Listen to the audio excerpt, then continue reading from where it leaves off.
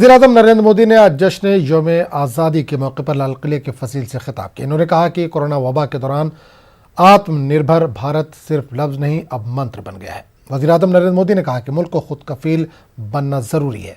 वहीं लाल किले की फसील से पीएम मोदी ने एक बार फिर वोकल फॉर लोकल को इख्तियार करने की अपील की। इन्होंने कहा कि देसी साख्ता अशिया की सताइश हम नहीं करेंगे तो और कौन करेगा। कोरोना वैश्विक महामारी के बीच 130 करोड़ भारतीयों ने संकल्प लिया। संकल्प आत्मनिर्भर बनने का, और आत्मनिर्भर भारत आज हर हिंदुस्तान के मन मस्तिष्क को में छाया हुआ है।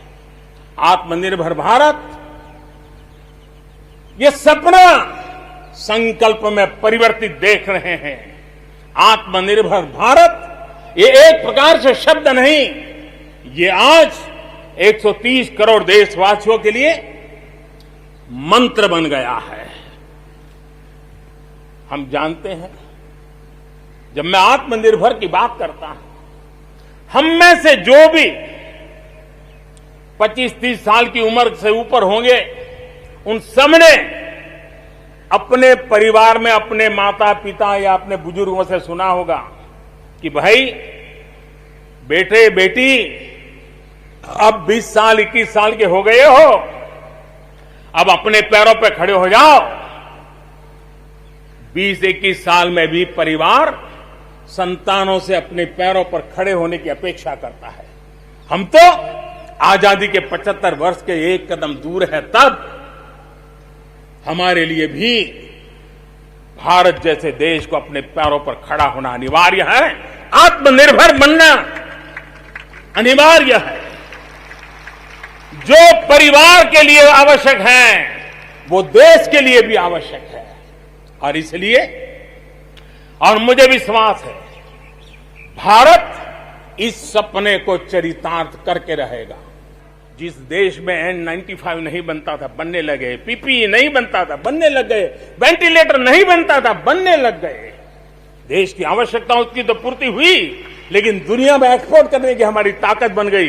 दुनिया की जरूरत थी, आत्मनिर्भर भारत दुनिया को कैसे मदद कर सकता है, आज हम इसमें हम देख सकते हैं। और इसलिए विश्व की भलाई में भी भारत का योगदान करना यह दायित्व बनता है। और उसलिए भी हमें उसी प्रकार से बहुत हो चुका। आजाद भारत की मानसिकता क्या होनी चाहिए? आजाद भारत की मानसिकता होनी चाहिए वोकल फॉर लोकल। हमारे जो स्थानीय उत्पाद है, उसका हमने गौरवगान करना चाहिए। हम अपनी चीजों का गौरवगान नहीं करेंगे तो उसको अच्छा बनने का अवसर भी नहीं मिलेगा, उसकी हिम्मत नहीं बढ़ेगी। आइए हम मिलकर के संकल्प लें। आजादी के 75 साल के पर्व की ओर जब कदम रख रहे हैं, तब वोकल फॉर लोकल का जीवन मंत्र बन जाए और हम मिलकर के भारत की उस ताकत को हम बढ़ावा दे दें। वज़ीर-ए-आज़म नरेंद्र मोदी ने कोरोना वॉरियर्स की खिदमत को सलाम किया। वज़ीर-ए-आज़म नरेंद्र मोदी ने कहा कि मुल्क मुश्किल दौर से गुजर रहा है। इन हालात में कोरोना वॉरियर्स की खिदमत मिसाली हैं। कोरोना की वैक्सीन कब आएगी, इसका जवाब भी वज़ीर-ए-आज़म नरेंद्र मोदी ने दिया। इन्होंने कहा कि साइंसदान कोरोना वैक्सीन की तलाश में जुटे हैं। वज़ीर-ए-आज़म नरेंद्र मोदी के मुताबिक मुल्क में कोरोना के 1-2 नहीं बल्कि 3-3 वैक्सीन टेस्टिंग के मरहले में। जैसे ही साइंसदानों की हरी झंडी मिलेगी, इन वैक्सीन के बड़े पैमाने पर पैदावार शुरू कर दी जाएगी। हम एक विशिष्ट परिस्थिति से गुजर रहे हैं। आज छोटे छोटे बालक मेरे सामने नजर नहीं आ रहे। भारत का उज्जवल भविष्य क्यों? कोरोना ने सबको रोका हुआ है। इस कोरोना के कालखंड में लक्षावधि कोरोना वॉरियर्स, चाहे डॉक्टर हो, नर्सिस हो, सफाई कर्मी हो, एम्बुलेंस चलाने वाले लोग हो, किस किस के नाम गिनाऊंगा।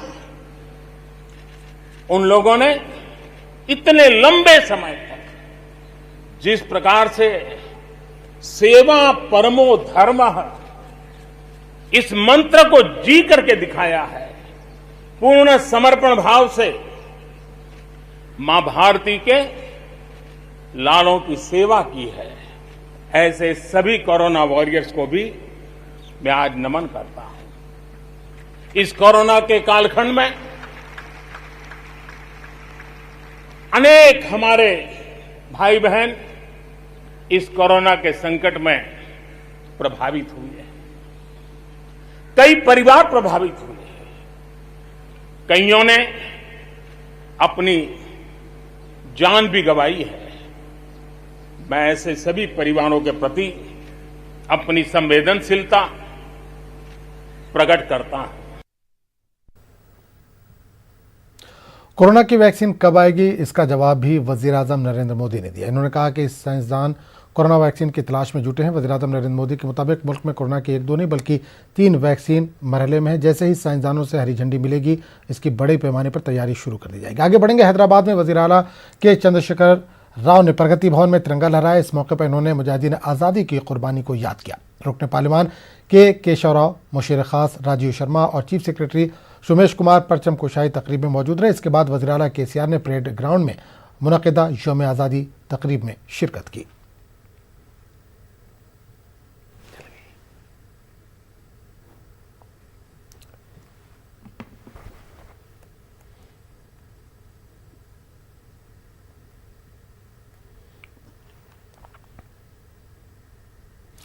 राजीव गांधी सद्भावना यात्रा कमेटी की जानिब से चार मीनार के दामन में परचम कुशाई तकरीब का इनेकाद किया गया। कमेटी के चेयरमैन जी निरंजन ने कौमी परचम लहराया। इस मौके पर इन्होंने मुजाहिदीन आज़ादी की कुर्बानियों को याद किया। इन्होंने कहा कि आज़ादी के मतवालों की कुर्बानियों की वजह से हम आज आज़ाद फ़ज़ा में सांस ले रहे हैं।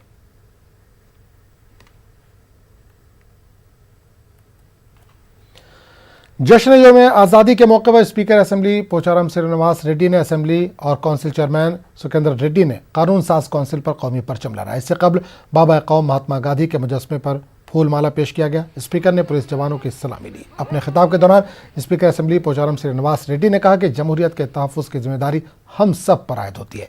जमहूरियत के तहफ़्फ़ुज़ में अवामी नुमाइंदों का अहम रोल होता है। इस दौरान पोचाराम श्रीनिवास राव ने रियासती स्कीमात पर खुशी का इजहार किया।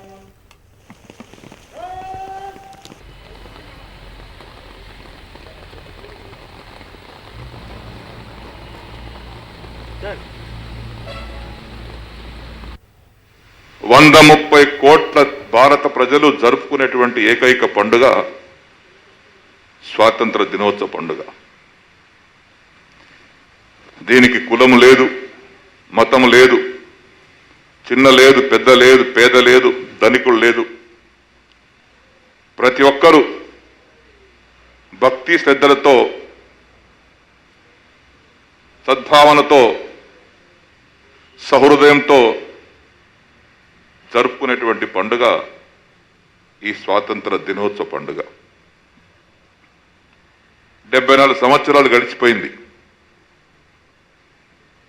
దేశ ప్రజలు, రాష్ట్ర ప్రజలు ఈ స్వాతంత్ర ఫలితాలను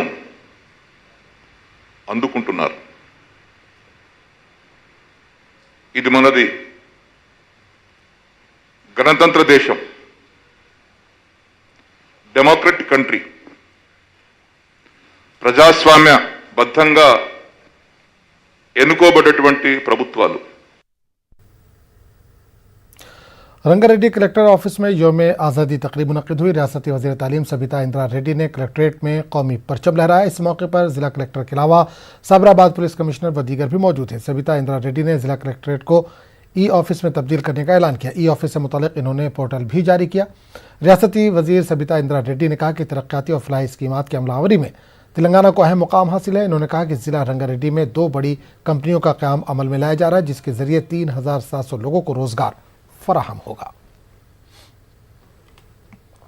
రాష్ట్రంలో ఈ 2 పెద్ద కంపెనీలు రావడం ఎంత సంతోషమో, అది రంగారెడ్డి జిల్లాలో ఏర్పాటు చేయడం ఇంకా సంతోషిస్తున్నానని తెలియజేస్తూ, ఈ 2 ఫ్యాక్టరీలలో దాదాపు 3400 మందికి ప్రత్యక్ష ఉపాధి అవకాశాలు లభిస్తాయని తెలియజేస్తా ఉన్నాను.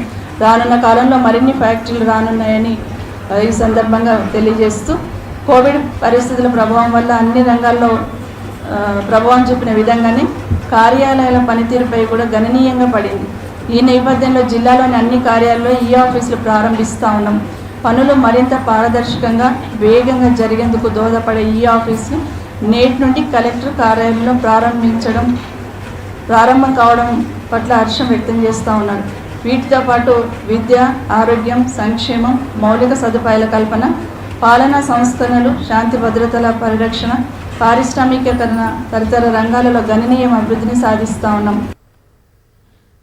ऑल इंडिया मजलिस इत्तेहादुल मुस्लिमीन के सदर व रुकन पार्लियामान असदुद्दीन अवैसी ने यौम आज़ादी के मौके पर कौमी परचम लहराया। हैदराबाद पुराने शहर के इलाके मदीना चौराहे पर असदुद्दीन अवैसी ने कौमी परचम लहराया। इस मौके पर MIM कॉरपोरेटर्स के अलावा पार्टी कारकुनों की कसीर तादाद मौजूद थी। इस मौके पर असदुद्दीन अवैसी ने हवा में 3 रंगों पर मुश्तमिल गुब्बारे भी छोड़े।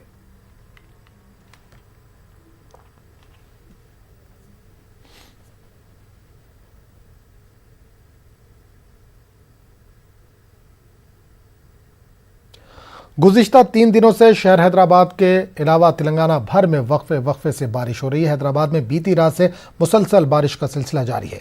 मौजम जाए मार्केट, एबेट्स, नामपल्ली, बशीरबाग, खैरताबाद, नारायणगुड़ा, बेगम बाजार में तेज़ बारिश का सिलसिला जारी है, जिसके सबब आम जिंदगी बुरी तरह से मुतासर रही। तेज़ बारिश के सबब हैदराबाद के बेशतर इलाके झील में तब्दील हो गए हैं। तेज़ बारिश के सबब यौम आज़ादी तकारीब में शिरकत करने वाले ओहदेदारों और मुलाजमीन को मुश्किलात भी पेश आई।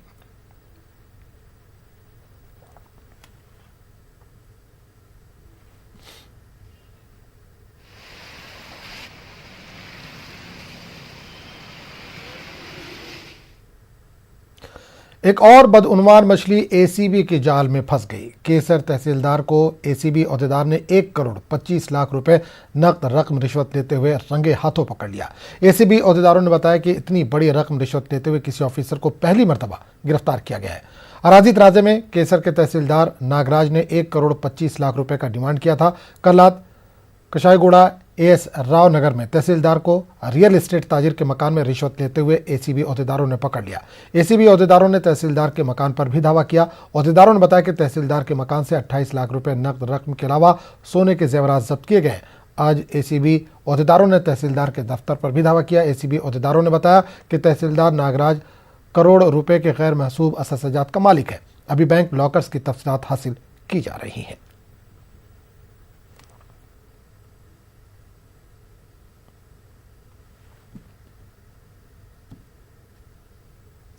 तेलंगाना में कोरोना मुतासिरीन की तादाद 90,000 के पार हो गई है। गुज़िश्ता 24 घंटों के दौरान तेलंगाना में 1,863 नए मामले दर्ज हुए हैं। कल एक ही दिन में कोरोना से 10 मरीजों की मौत हुई।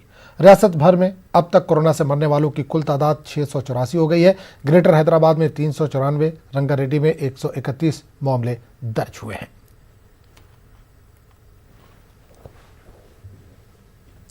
सिर्फ 2 मिनट की बात है। 2 मिनट है कुछ मुस्बत करने के लिए, जिससे किसी की जिंदगी में तब्दीली लाई जा सके।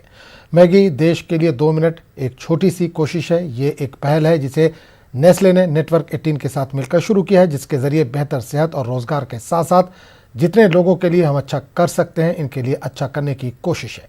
कहते हैं एक छोटी सी कोशिश से बड़ा बदलाव लाया जा सकता है, तो फिर रुकें क्यों? दीजिए 2 मिनट और देखिए इसका असर।